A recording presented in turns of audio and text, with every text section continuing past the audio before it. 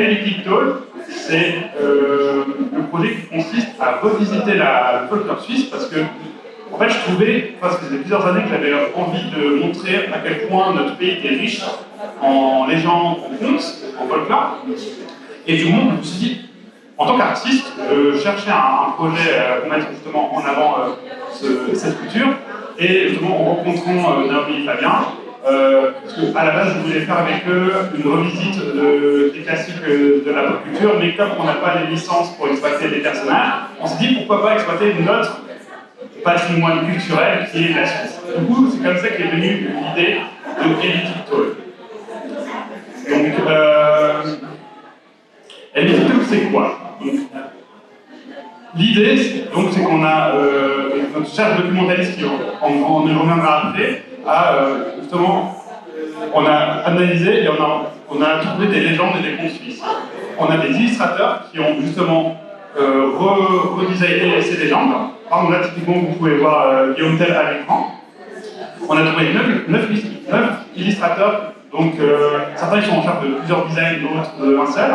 On a du coup 13 designs, ce qui fait qu'on a 13 cosplayers justement qui vont les cosplayer. Et du coup, on est donc le comité, puisqu'on est les seuls photographes de l'association actuellement, on va justement faire un shooting photo pour immortaliser la mise en scène de ces costumes via le cosplayer.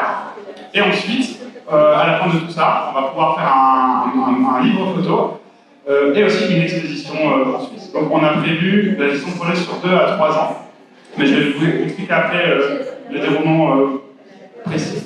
Voilà, donc le but c'est vraiment de revisiter la folklore suisse via l'illustration, le cosplay et la photographie. Alors proposer une liste de mythes et légendes aux artistes, c'est bien. Il faut d'abord la faire, cette liste. Nous, en fait, la recherche documentaire qui a consisté à trouver des légendes, des mythes dans plein de documentation.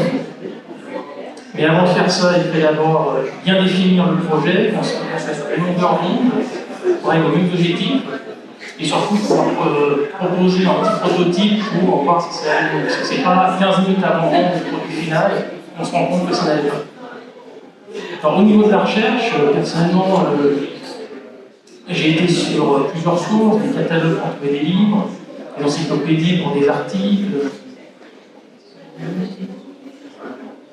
Ouais, et puis même des sites, des articles de journaux qui parlent de mythes et d'histoire, pour récupérer des informations. Alors au début, comme notre cher président l'a dit, on ne connaissait pas beaucoup de mythes comme ça. Donc j'ai d'abord commencé par les plus connus, le Tess, le WZU et compagnie. Et ensuite, au fur et à mesure des recherches, on documente, on faisait référence en d'autres, chacune de ces nouvelles références. Il y avait des nouveaux noms, des nouveaux thèmes, une nouvelle version dans le même mythe que je récupérais. Donc c'était un peu ça, la difficulté, c'est qu'au début, un catalogue qui, au fur et à mesure, on a une plus grande assise par rapport à ce qu'on a trouvé. Ensuite, une fois qu'on a tous ces documents-là, on va faire une sélection des sujets, parce que tout est potentiellement intéressant, mais tout ne peut pas être utilisé comme tel. Alors, merci beaucoup pour l'eau. Vous voyez ici, dans ce festival, ils prennent soin de leurs conférenciers qui font que de causer. Hein. Je remercie beaucoup l'assistance. Merci beaucoup. Hein. Voilà, et merci encore à Créasia pour cette opportunité de conférence. Merci.